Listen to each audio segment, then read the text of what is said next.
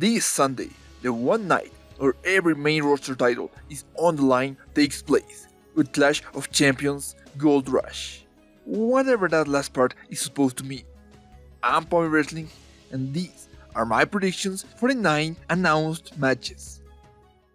In the kickoff, we have Asuka taking on Zelina Vega for the Raw Women's title. This is a very random addition to the card. At first it seemed like Mickie James could be the title contender, especially after their botch ending on Raw. But all of a sudden, Zelina just got involved, and now she's the first contender. I don't mind Zelina as a wrestler instead of a manager, but there's no way in hell she's taking the belt off of Asuka. Let's start the main card with Jeff Hardy taking on AJ Styles and Sami Zayn for the Intercontinental title in a triple threat ladder match. This started as a decent if unremarkable feud between AJ and Jeff. That is, until Sami's shocking return injected some much needed excitement into the title scene and got me truly invested in their pay-per-view match. As for the winner, I thought the most logical decision would be for Jeff to retain since he won the title recently. But instead, I think Sami will regain it because his original title run was cut short due to COVID, and because Jeff would make a perfect victim for Roman to kill in a future world title bout. Up next, we have the Street Profits vs Andrade and Angel Garza for the Raw Tag titles for the freaking millionth time. This feud has been going on for so damn long.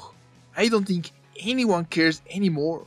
I just want the Profits to retain so Andrade and Garza can definitely break apart and we can conclude this never-ending feud. Afterwards, Bobby Lashley and Apollo Crews face off for the US title in a rematch from Payback.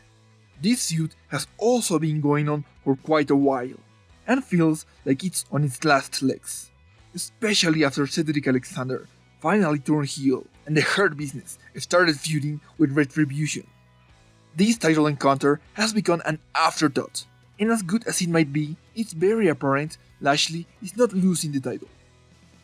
Then there's Cesaro and Shinsuke Nakamura taking on the Lucha House Party for the SmackDown tag titles, which, as a fan of the Luchador trio, makes me excited, but also kind of anxious, because ever since Kalisto returned, LHP has been teasing a breakup as a result of WWE's utter disdain of tag team wrestling. Anyway, the match should be good, but with all the friction going on, I'm certain Cesaro and Nakamura will retain, with Gran Metalik probably eating the pin to further the inevitable split of the Luchadors. Next, Shayna Baszler and Nia Jax take on the reunited Riott squad for the women's tag titles.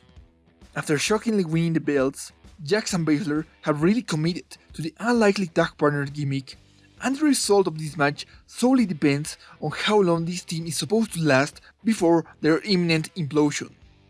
Will it be a short-lived union made only to take the belts off of Banks and Bayley, or is it a long-term plan leading into the bigger pay-per-views like Survivor Series or the Royal Rumble? I'm leaning mostly towards the first option, because WWE rarely sticks to long-term booking, so I'm sticking with Ruby and Lip becoming champions come Sunday. After that, Bayley and Nikki Cross face off once again for the SmackDown Women's title in a bout that feels slightly out of place after Bayley's sudden turn on Sasha Banks. The match should be fun based on their previous outings, and probably should be even more competitive with Banks no longer interfering.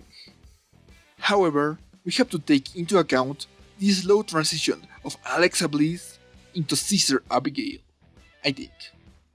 It's very clear WWE is building towards Nikki versus Alexa, so I think Alexa will cost Nikki the title while Bayley resumes her feud with Sasha going into Hell in a Cell. Later on, Roman Reigns will defend the Universal title against his cousin Jey Uso. This is quite easily the most out of left field addition to the card, because Jey has barely featured on TV since Jimmy got injured at WrestleMania.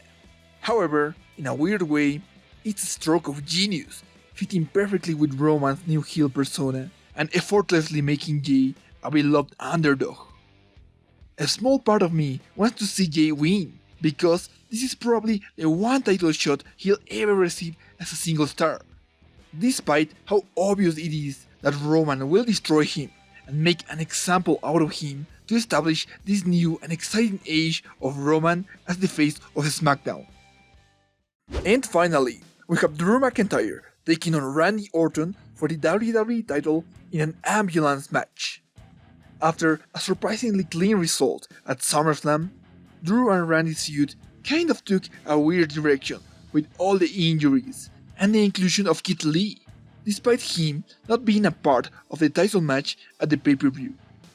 It really feels far less hot than it did going into SummerSlam, and the stipulation doesn't really help. Speaking of it, the ambulance stipulation seems like a cheap tactic to take the belt off of Drew without pinning or submitting him, making Randy champion and allowing him to resume his feud with Keith, this time with the title on the line. Before I leave, I'll speculate on a few possible last-minute additions to the card, starting with Aleister Black possibly beating Kevin Owens in a rematch from Raw. Then, Miz and Morrison could face Heavy Machinery, maybe with the Money in the Bank briefcase on the line, with Otis retaining. And finally, we could see Big E taking on Sheamus and getting revenge after their backstage brawl.